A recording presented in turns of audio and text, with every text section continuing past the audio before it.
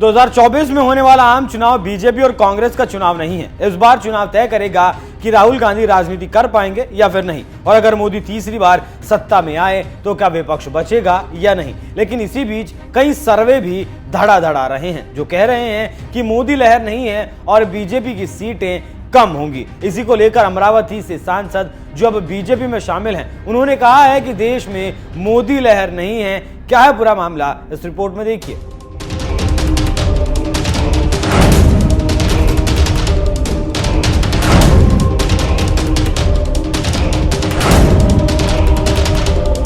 पहले चरण का मतदान 19 अप्रैल को होना है और मतदान होने में अब सिर्फ कुछ ही वक्त बाकी है। लेकिन सर्वे बीजेपी और मोदी की टेंशन बढ़ाने वाले हैं। सर्वे कह रहे हैं कि मोदी लहर अब नहीं रही और सीटें कम होने वाली हैं। अब उसी भाषा और हवा की बात बीजेपी में भी होने लगी और इसी को लेकर बीजेपी की अमरावती सीट से उम्मीदवार नवनीत राणा ने मोदी लहर को लेकर बयान देकर भगदड़ मचा दी और इससे बीजेपी में स्थिति ठीक नहीं है। जी हां, कहा ऐसा जा रहा है कि दक्षिण भारत में बीजेपी साफ है और उत्तर भारत में कांटे की टक्कर देखी जा सकती है और अब बीजेपी इस हवा को पहचान भी गई। तभी तो बीजेपी के नेता भी मोदी से इतर बयान देने लगे, लेकिन उन लोगों की संख्या कम है। फिर भी चर्चा शुरू हो गई। उसी का नतीजा है कि अमरावती से बीजेपी उम्मीदवार नवनीत राणा ने यह बयान दिया और ये सोशल मीडिया पर देखा जा सकता है। अंग्रेजी अखबार इंडियन एक्सप्रेस की माने तो नवनीत राणा सोमवार को अपने लोकसभा क्षेत्र में थी और कार्यकर्ताओं के साथ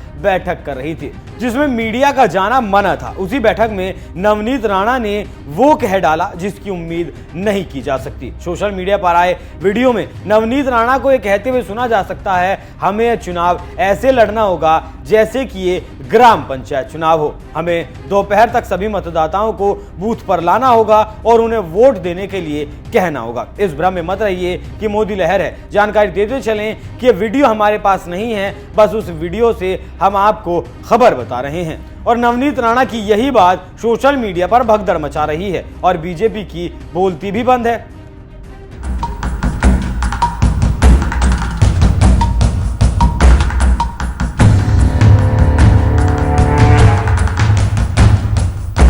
जानकारी देते चलें कि नवनीत राणा अभिनेत्री रही हैं और राणा ने तेलुगु सिनेमा में भी काम किया है। फिर 2019 के लोकसभा चुनावों में निर्दलीय उम्मीदवार के रूप में अमरावती से चुनाव लड़ा और जीत भी हासिल कर ली। अब नवनीत राणा के बयान को विपक्ष ने लपक लिया और बीजेपी और मोदी पर हमलावर हो गए। बीजेपी बचाव में कुछ कह नहीं पा रही।